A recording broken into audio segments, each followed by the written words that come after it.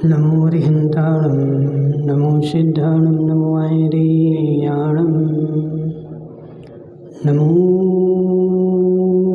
अध्यायाणं नमो लोये शब्दसाहुणं। पंच परमेष्टि भगवान की, अनंत अनंत सिद्ध परमेष्टि भगवान की, 1000 देवादिदेव आदिनाथ भगवान की, 1000 देवादिदेव श्री राम भगवान की, आचार्य भगवान रविशेण स्वामी की, आचार्य भगवान विद्यासागर जी महाराज की, आचार्य भगवान विशुद्ध सागर जी महाराज की।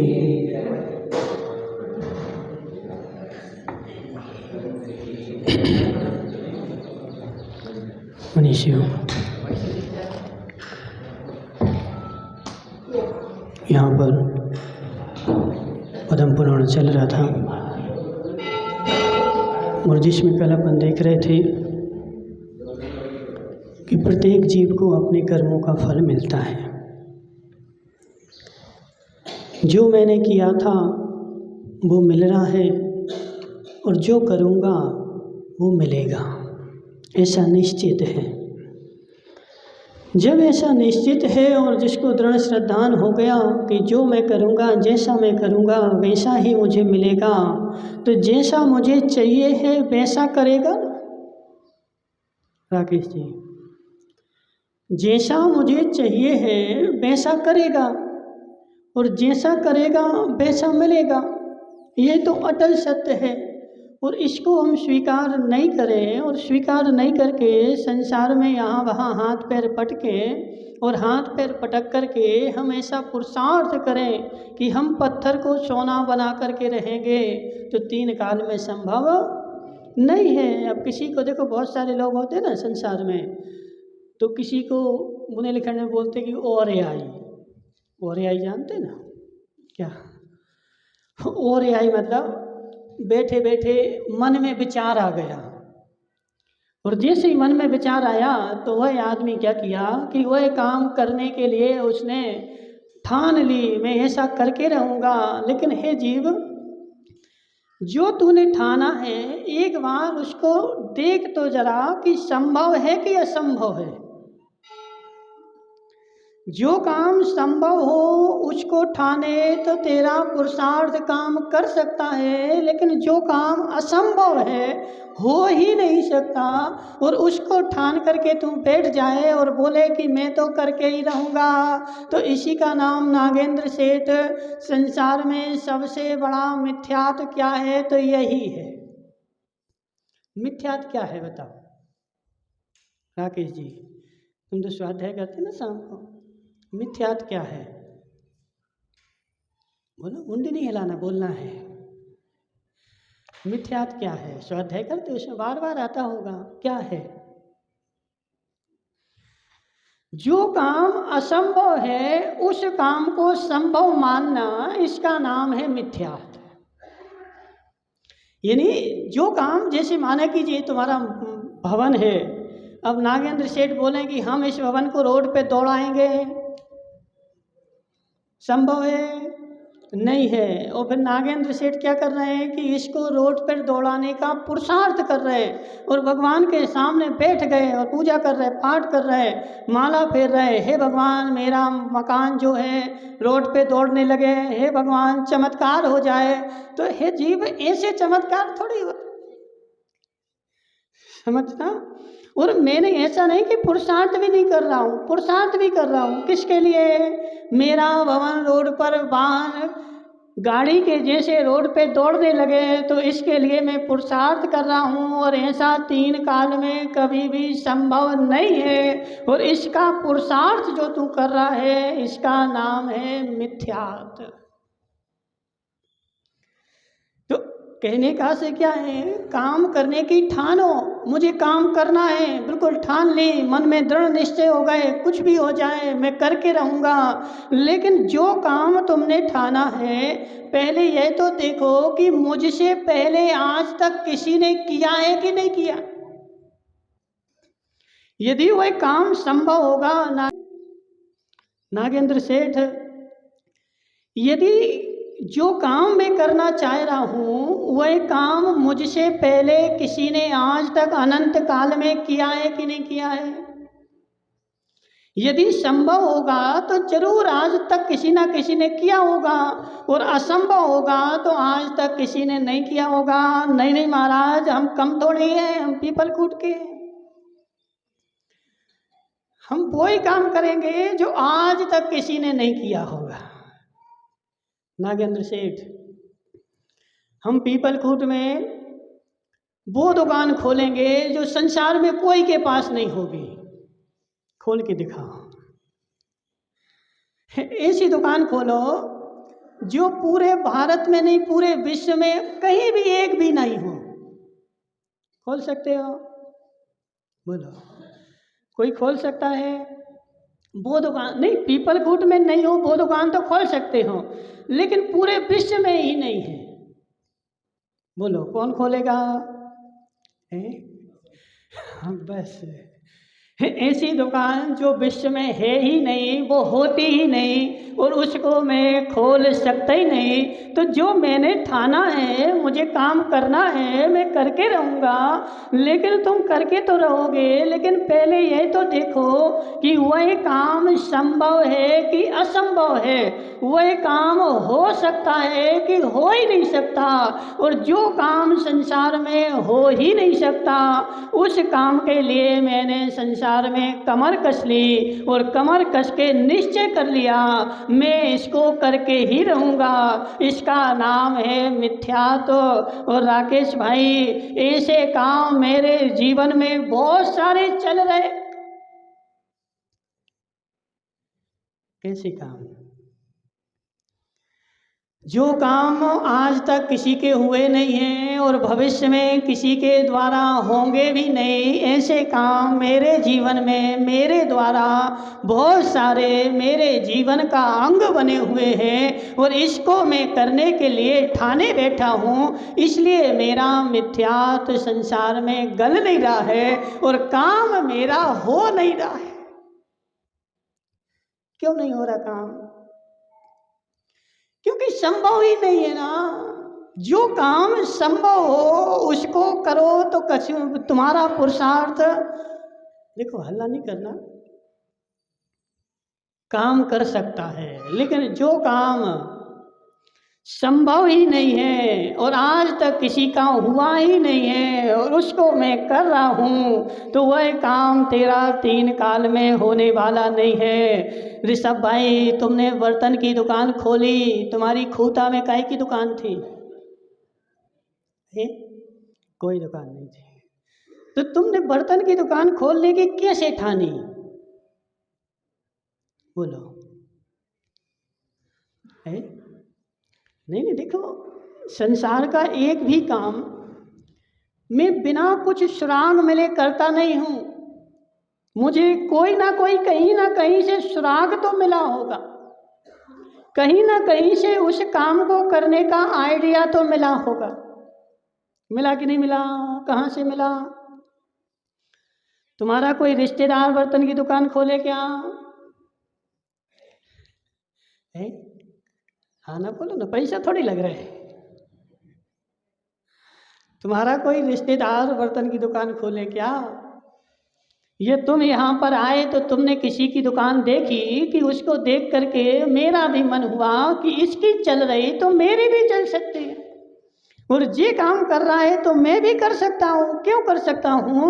क्योंकि मेरे आगे कोई ना कोई उस काम को कर रहा है, और जिस काम को दूसरा कर रहा है तो मैं भी कर सकता हूँ। लेकिन जिस काम को आज तक संसार में किसी ने किया ही नहीं, उस काम को मैं करने के लिए सिर पे पगड़ी बांध लूँ कि मैं करके रहूँगा, तो तेरा काम 3 काल में हो सकता नहीं है। और इसी का नाम संसार में मिथ्यात्व है। मिथ्यात्व का मतलब क्या? तुम शास्त्र में पढ़ते हो राकेश भाई, शास्त्र पढ़ते ना, उसमें क्या परिभाषा आती है? क्या आती बताओ? सच्चे देव शास्त्र गुरु का श्रद्धान करना सम्यक दर्शन है, ठीक है। और सच्चे देव शास्त्र गुरु की सेवा करना, भक्ति करना, इसका नाम धर्म है, ठीक है। और जो सच्चा देव होता है, आज जीते हो देव शास्त्र गुरु होते हैं अर्पित भाई, 3 होते हैं। देव क्या होता है? खड़े हो जाओ, देखो तुम कहीं बैठो, हम खड़ा कर ही देंगे। देव क्या होता है? देव शास्त्र गुरु अपन जानते ना, बचपन से सुनते आ रहे हैं, बचपन से बूढ़े हो गए, देव शास्त्र गुरु, देव शास्त्र गुरु। तो सबसे पहला जो देव है, वो देव क्या होता है? वीतराग मुद्रा कौन सी होती है? वीतराग मुद्रा कौन सी होती है? कैसे जानोगे कि ये वीतराग मुद्रा है? नासा दृष्टि है। तो जी नागेंद्र सेठ, तुम भी नासा दृष्टि कर लो। है राग देश से रहित होते हैं, लेकिन हमें कैसे पता चले कि राग देश से रहित है? वह जो देव है, जिस देव को तुम पूजते हो, वह देव कैसा होता है, किसे कहते हैं, उस देव की परिभाषा क्या है? तो बोलो ऋषभ भाई, तुम बता दो, बैठ जाओ। देव किसे कहते हैं? बताएगा कोई? कोई नहीं बता रहा है। वो डोगरा बैठा ना कुर्सी पे, सफ़ेद कुर्ता पहने, तुम्हारी जैन समाज की है वो? है? अब बताओ, तुम्हें देव का पता नहीं है? ओ महाराज, हम तो धर्म करते करते बूढ़े हो गए।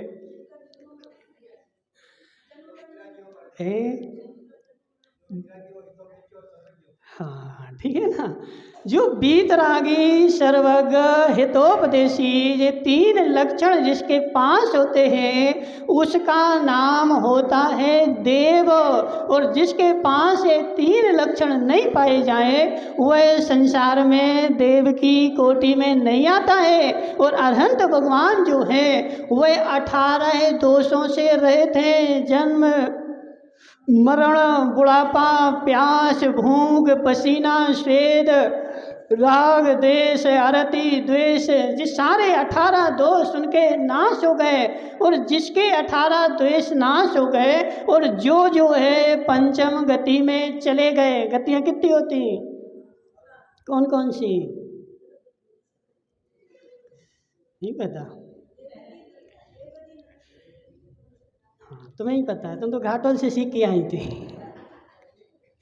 तुम्हारी उस शेरी भाई ने सिखा दिया था। बोलो, तुम बताओगे इनका क्या नाम? तुम्हारे पति देव इनको नहीं सिखाया? तो 4 गतियाँ कितनी होती हैं? तुम्हारे पति देव है ना जी? कौन है? कहाँ है सुनील? अच्छा, वो बैठे बेचारा, पीछे बैठा है। सुनील भाई, खड़े तो हो जा, खड़े तो हो जा। गति कितनी होती? तुम क्या बता रहे? तुम तो घर में जाके बताना ना, यहाँ तो हम पूछेंगे। सुनील भाई, गति कितनी होती है? 4। कौन कौन सी? कौन बता रहा है? कोई बता रहा है? गति कितनी होती? कौन कौन सी होती? देखो बेचारा सुनील ठगाया गया। 50 साल 40 साल हो गए बेचारे शादी को, लेकिन देवी ने 4 गति भी नहीं सिखाई। हे जीव, देव गति, मनुष्य गति, त्रियंच गति, नरक गति, ये 4 गतियां होती हैं। और देव कौन सी गति में होता है?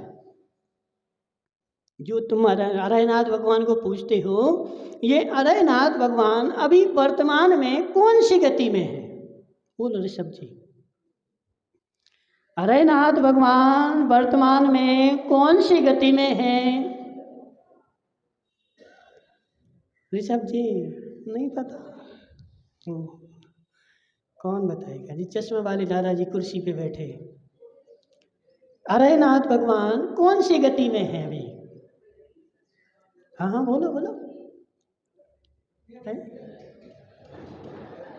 क्या बोले वो? अरे उनकी सुनना हमें। अरयनाथ भगवान जो है, वह तुम्हारी 4 गति से पार हो चुके हैं। जो भगवान देव होता है, उस देव की 4 गति नाश हो जाती है। जिसके पास गति है वह देव नहीं होता है। तो इसे हे जीव समझ बात को कि मैं कर क्या रहा हूँ और पूजा किसकी की जाती है। तुमने मंदिर के दोनों साइड क्षेत्रपाल पद्मावती लगा रखे हैं और उनका अर्घम निरपामिति भी लगा रखा है। हे जीव वह कौन सी गति की है? तो देव गति का जो है उसकी पूजा अर्घ चढ़ता है क्या? उसको आरती होती है क्या उसकी? और उसका अर्घ तू चढ़ा रहा है, उसकी आरती कर रहा है। नागेंद्र सेठ तेरा लक्ष्य क्या है, तेरा उद्देश्य क्या है? तू बकरिया के सींग से दूध निचोड़ना चाह रहा है?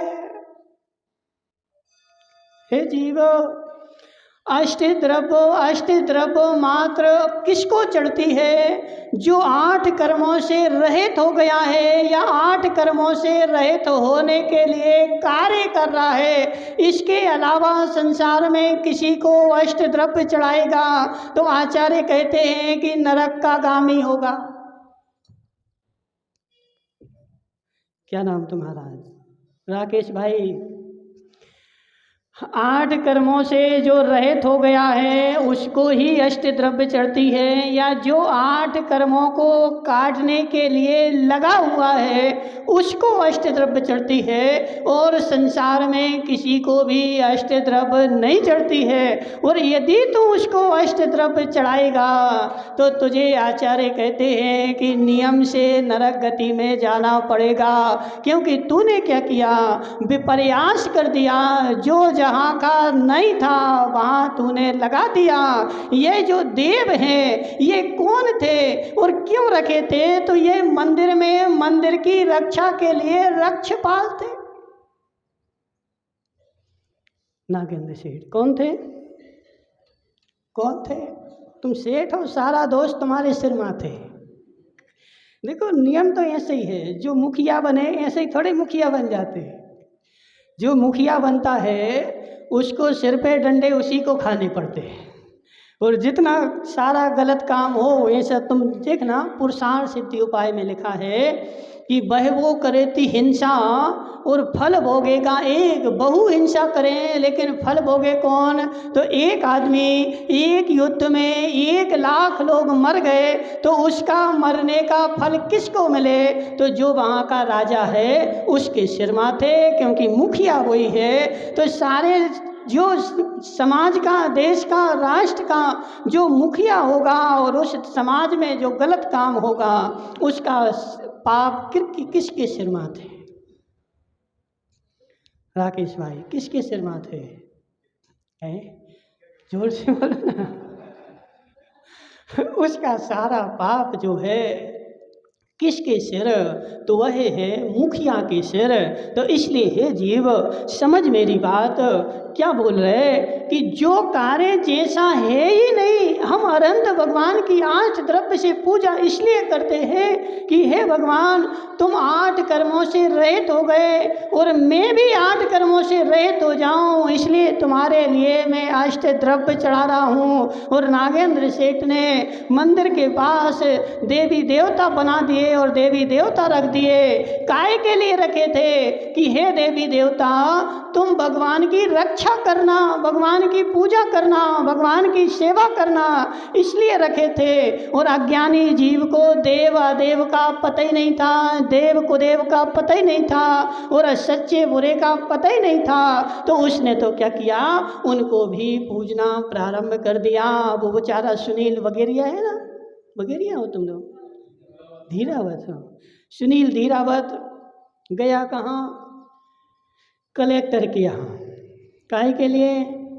बोले हमें अपने घर के मकान की मंजूरी लेनी है, कुछ काम है बाकी। तो कलेक्टर के यहाँ उसकी देवी ने भेजा। वो तो बेचारा भोला भाला गया कलेक्टर के यहाँ। तो कलेक्टर तो बैठा था कहाँ? अंदर। अब बाहर कौन बैठा था? कौन बैठा था? चपरासी। पिए थोड़ी बाहर बैठता है। द्वारे पे कौन बैठता है? चपरासी। तो द्वारे पे बैठा था चपरासी। तो सुनील ने क्या किया, उस चपरासी के ही पैर धोना प्रारंभ कर दिए।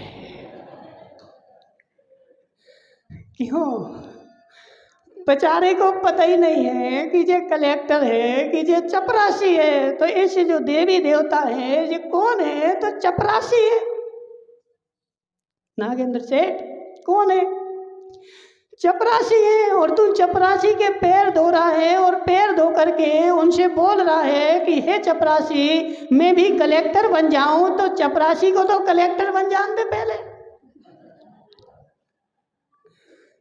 जीव, हे जीव, सत्य बताओ नागेंद्र सेठ, तुम्हारे यहाँ कोई आदमी आ जाए और तुमसे बोले कि हमें 100 करोड़ रुपए उधार दे दो, दे दोगे?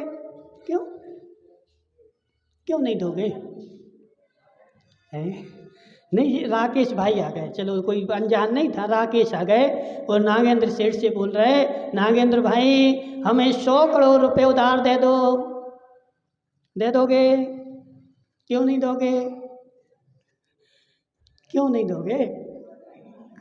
है महाराज, 100 करोड़ हमारे पास ही नहीं है। जब 100 करोड़ मेरे पास ही नहीं है तो मैं सामने वाले को कहाँ से दे दूँ? तो ऐसे है अर्पित भाई, तू जिसके पास जो मांगने जा रहा है पहले ये तो देख कि उसके पास है कि नहीं। अब यदि देखो वो यदि अच्छा आदमी होगा, सच्चा होगा, तो नागेंद्र सेठ एक बार में बोल देगा कि राकेश भाई हमारे पास इतने पैसा नहीं है। और यदि नागेंद्र के मन में छल कपट होगा तो वो नहीं बताएगा। देखो डॉक्टर 2 प्रकार के होते हैं। आज एक ऐसा डॉक्टर होता है जो जीवन भर तुम उसके यहाँ जाते रहो तो वो तुम्हारी दवाई करता रहेगा और तुम ठीक होगे नहीं, लेकिन वो मना कभी करेगा नहीं। होता कि नहीं? तुम जाओ, दवाई देगा, 8 दिन बाद फिर आना, 8 दिन बाद फिर देगा, 15 दिन बाद फिर आना, फिर देगा, और सारे जीवन भर देता रहेगा, लेकिन तुम ठीक होगे नहीं। और यदि वह सच्चा होगा तो वह पहली बार में ही बोल देगा कि नागेंद्र सेठ यह रोग हमारे बस की नहीं है, तुम अहमदाबाद चले जाओ और वहाँ दिखाना। तो ऐसे है जीव, वही खोटे देव को तू पूज रहा है, उसको अष्ट द्रव्य चढ़ा रहा है, तो उसको पहले देख तो जरा कि वह वर्तमान में अभी है कहाँ। बोलो गांधी जी की बहू बेटी कहाँ है? अभी वर्तमान में वह जीव है कहाँ और उससे तू मांग क्या रहा है? तो जो तूने अभी बना के बैठा है और उसको तूने अष्ट द्रव्य चढ़ा दिए और आरती कर ली। हे जीव, वह जीव अभी स्वयं संसार में घूम रहा है, उसके भी कोई मोक्ष के ठिकाने कहीं से कहीं तक है नहीं है, और उसके पास तुम जा रहा है कि मुझे मोक्ष मिल जाए। इसी का नाम है मिथ्यात्व। जो काम ना संभव था वो ना संभव है और ना संभव होगा, उसको करने की मैंने ठान ली है। नहीं महाराज, होता है, हमारे यहाँ तो होता है। हे जीव, ये बता तू इस बात को लाया कहाँ से? एक भी आगम में, एक भी शास्त्र में, एक भी आचार्य ने इनके लिए अष्ट द्रव्य चढ़ाने का विधान नहीं लिखा। महाराज लिखा है जीव, जहाँ भी लिखा है, जहाँ भी लिखा है वहाँ अर्घम निरुपापिति नहीं है, वहाँ समर्पयामी लिखा है। समर्पयामी का मतलब क्या होता है कि हे जीव, जब नागेंद्र सेठ पेंट बुस्केट पहन करके आए और राकेश भाई पूजन कर रहा था, तो राकेश ने नागेंद्र के हाथ में पूजन द्रव्य दे दी कि तुम भगवान को चढ़ा दो। समर्पयामी का मतलब ये होता है, अर्घम निरपयामी का मतलब चढ़ाना होता है। तो इन देवी देवताओं को जो द्रव्य संसार में चढ़ाने की प्रथा शुरू हुई थी, वो कहाँ से हुई थी? क्योंकि वह देव गति के देव हैं और वह भी भगवान की पूजा करते हैं और वह हमारे सहभागी हैं, तो उनको हमने द्रव्य दी थी कि हम भगवान की पूजन कर रहे, तुम भी करो। लेकिन बेचारे अज्ञानी जीवों को पता नहीं था, तो पीछे जो आए सो उन्होंने क्या किया, जैसे वो होता ना कि एक दिन की घटना है, तुम्हारे यहाँ क्या हुआ, नागेंद्र सेठ के घर के द्वारे पर एक श्वान ने 2 नंबर कर दी। 2 नंबर जानते ना क्या होता है? जानते हैं?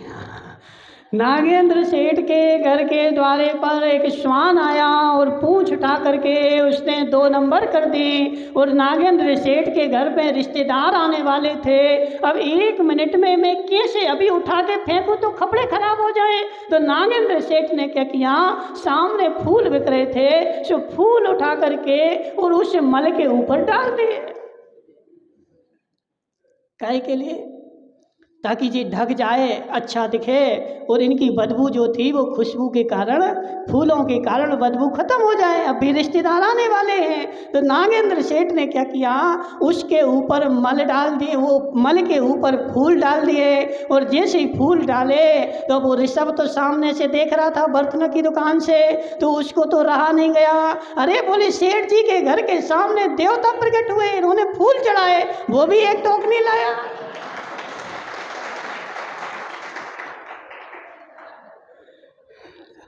नहीं, ऐसे ही होता। देखो, संसार में खोजबीन करना तो कोई चाहता ही नहीं है। मेरे सामने मेरा आगे वाला क्या कर रहा है वैसे ही मैं करूँगा।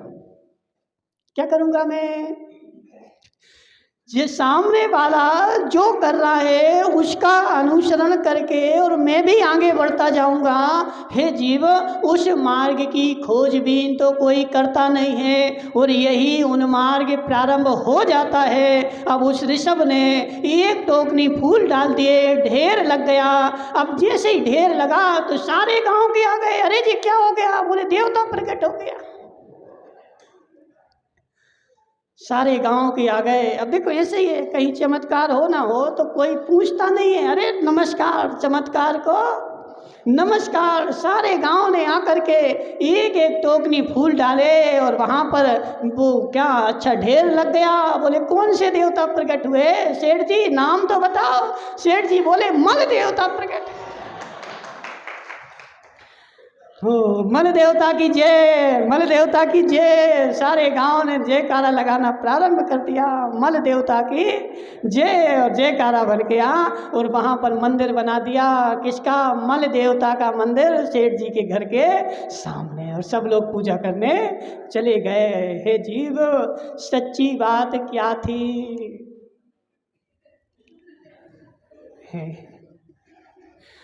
रहस्य की बात क्या थी?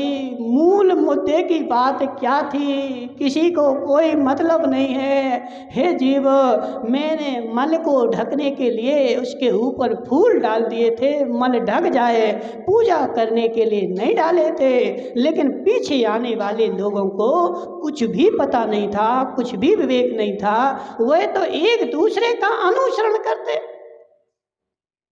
क्या संसार में क्या हो रहा बताओ? मेरे आगे वाला जैसा करेगा वैसे ही मैं करूँगा। जैसे भेड़ होती ना, भेड़। सत्य बताओ ऋषभ भाई, तुम पढ़े लिखे हो? नहीं हो पढ़े लिखे?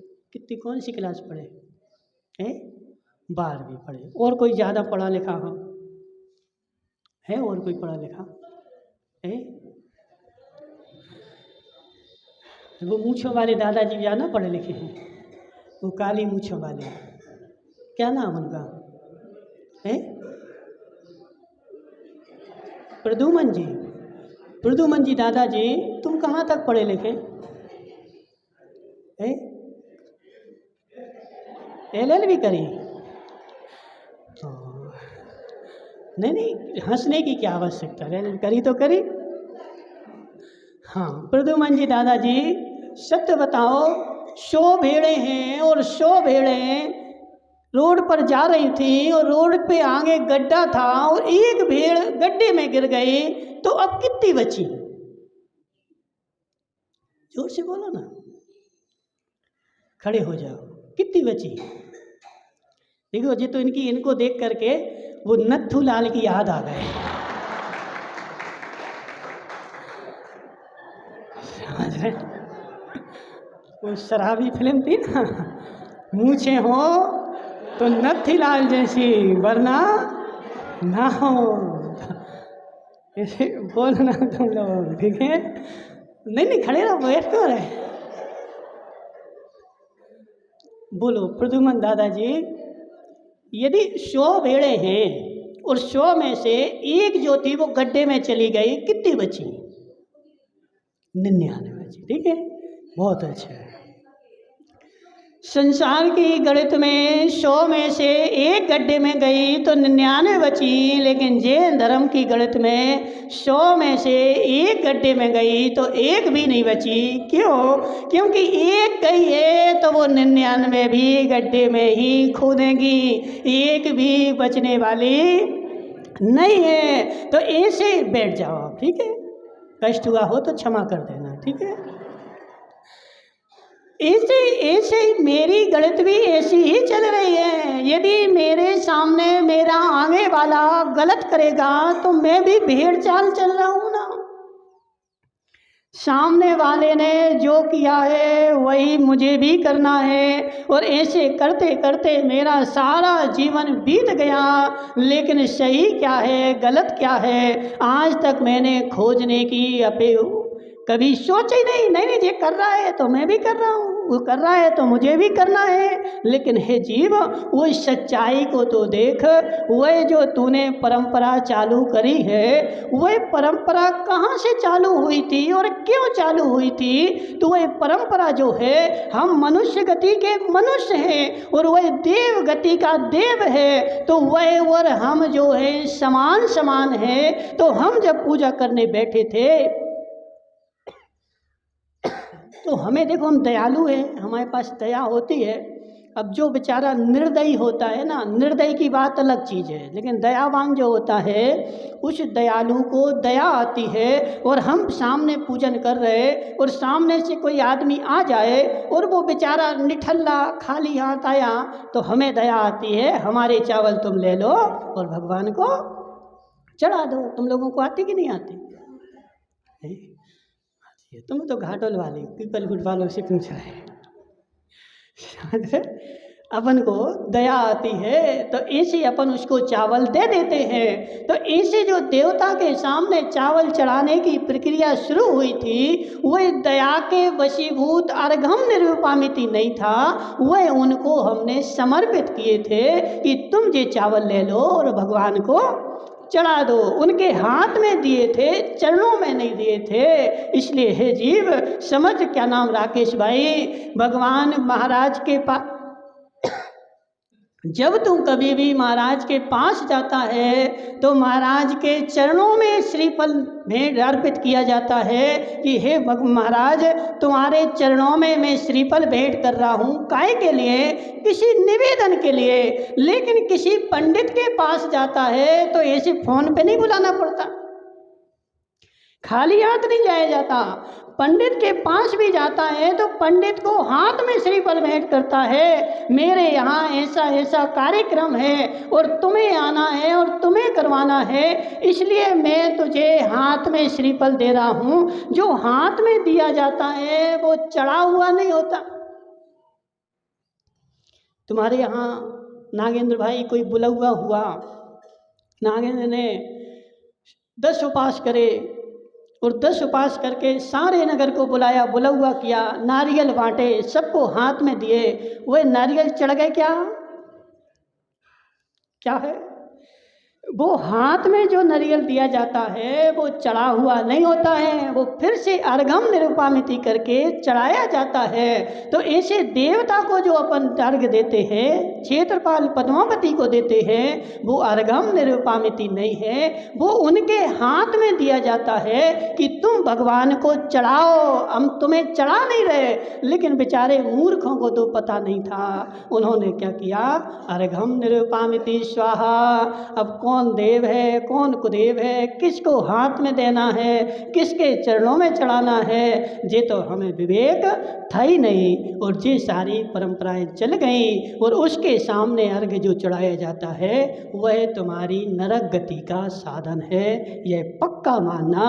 और नहीं हो विश्वास, मूलाचार प्रदीप में आचार्य भगवान सकल कीर्ति स्वामी ने ऐसा लिखा हुआ है, उसको निकाल करके देख लेना। जो पद्मा धर्मावती क्षेत्रपाल को अर्घ्य समर्पित करता है वह नरक गति का गामी होता है, ऐसा उसमें लिखा हुआ है। इसलिए विवेक जगाओ, किसको हाथ में देना है, उस किसके चरणों में चढ़ाना है। जिसकी हाथ में जगह है हाथ में दो, जिसकी चरणों में चढ़ाना है उसके चरणों में चढ़ाओ। बोले शांतिनाथ भगवान की